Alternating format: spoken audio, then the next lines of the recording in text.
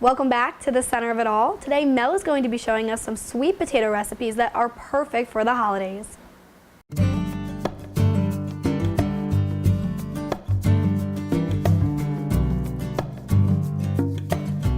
Another trip around the sun, and here we are, getting ready to cook for the holidays.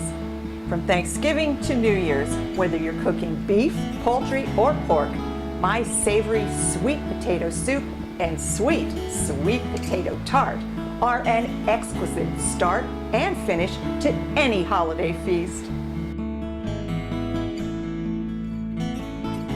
The sweet potato is full of flavor, texture, and it's naturally sweet too. So when it comes to cooking with it in savory applications, skip the sugar, brown sugar, honey, and apple pie spices. Go full on savory. I'm melting 2 tablespoons of butter in a wide bottomed saucepan. This is about 3½ quarts. As soon as I get my butter melted,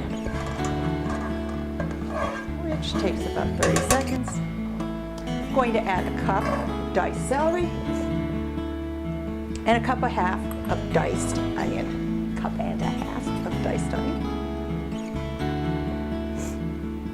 And I'm going to season these with 2 teaspoons of sea salt, a teaspoon of coarsely ground black pepper, and a teaspoon and a half of herbes de Provence. And that's a blend of savory, rosemary, marjoram, and thyme.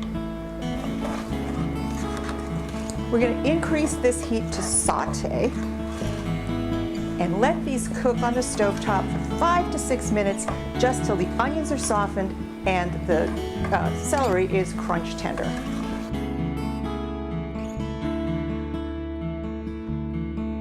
It's been about 5 minutes. My onions are soft, my celery is crunchy, and I'm going to add 3 cups of smashed sweet potatoes that have been taken from 3 pounds of oven roasted sweet potatoes. I'm going to add them right into this mix. I'm going to give this a nice quick stir just to get the vegetables kind of incorporated throughout. What I want to say is I'm trying to season the sweet potatoes with all that lovely herbes de Provence flavor.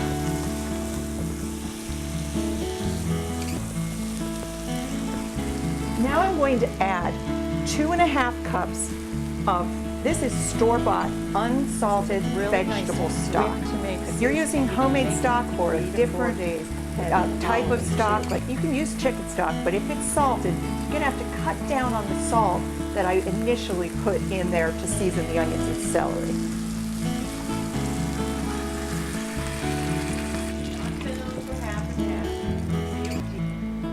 Bring this to a simmer. This is a really nice, quick to make. My soup is simmering. I'm going to turn the heat down just a little bit. I'm going to add a ½ cup of cream.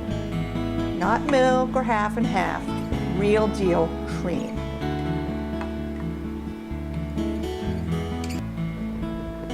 Stir this in.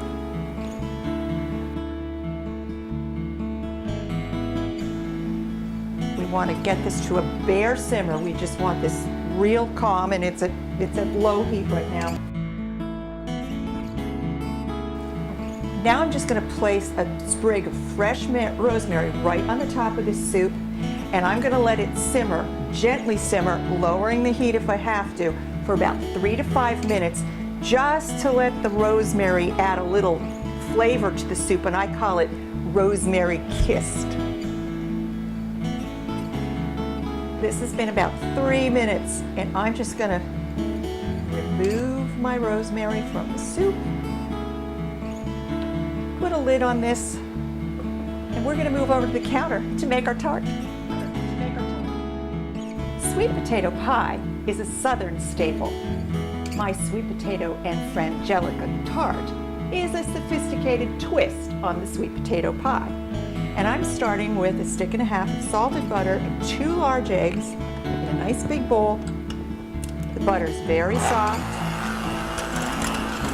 start on low speed, work my way up to medium, medium high. As soon as those two are mixed together, I'm adding 3/4 of a cup granulated sugar.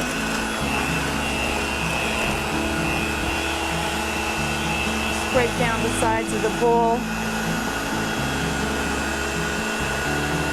And now I want to get my mixture speed pretty high with 30 to 45 seconds so this gets kind of light and fluffy.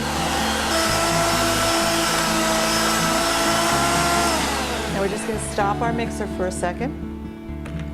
I'm going to add 6 tablespoons of Frangelico, and this is just a nice sweet hazelnut flavored liqueur.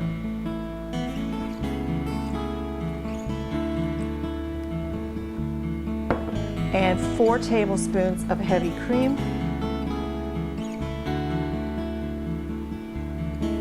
And a tablespoon of vanilla extract.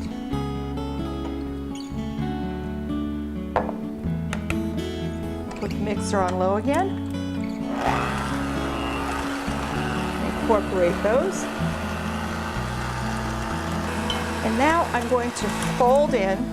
I have to stop the mixer here. Normally I might not do that. I'm going to fold in 2½ cups of sweet potatoes that were roasted right along with the sweet potatoes that I made for the sweet potato soup, which is really convenient. And now on low mixer speed, we'll just incorporate the sweet potatoes into the butter and sugar mixture. And that hazelnut liqueur smells divine.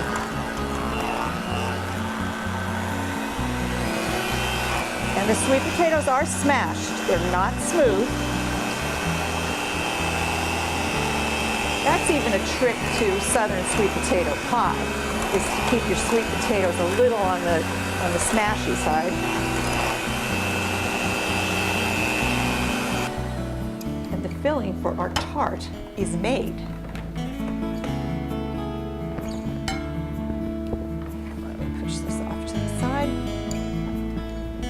And what I've got is an 11-inch tart shell. It's a pie pastry, and it's in a removable bottom, and I've blind baked it. The only thing blind baking means is I formed it, and I put it in a 350-degree oven for about 5 to 6 minutes just to firm it up a little bit. Now it's time to transfer all of our tart filling.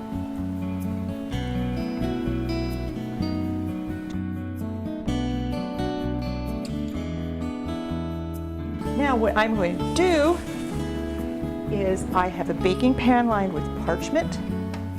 I'm going to place my tart right in the center of it. That's going to keep the base of the tart from browning too much because it's already been blind baked. And I'm going to put this in a low 325-degree oven for 35 minutes.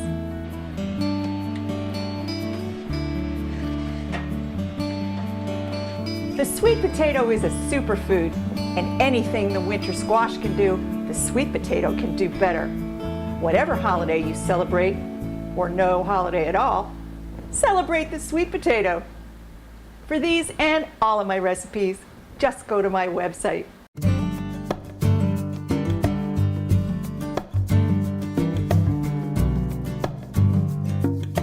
Thank you, Mel, for these delicious recipes. Now, I've never tried sweet potato soup, but I love sweet potato pie.